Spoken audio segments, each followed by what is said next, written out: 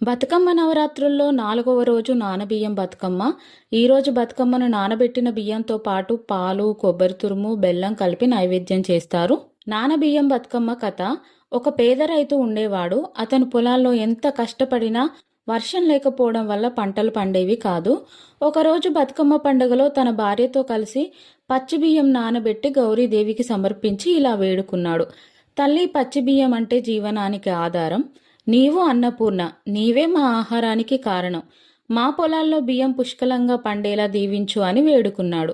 ఆ రైతు యొక్క నిజమైన భక్తి చూసి గౌరీదేవి ప్రసన్నమై వర్షాలు కురిపించింది. పొలాల్లో ధాన్యం పుష్కలంగా పండింది. ఆ కుటుంబం మాత్రమే కాదు, మొత్తం ఊరు సుఖ సమృద్ధిగా జీవించింది.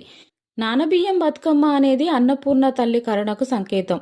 మన జీవితం నిలబడేది అన్నం వల్లే అని గుర్తు చేస్తుంది. ఈ రోజున చేసే ప్రార్థన వల్ల కుటుంబానికి, సమాజానికి అన్నదానం, ఆహార సమృద్ధి కలుగుతుందని విశ్వాసం.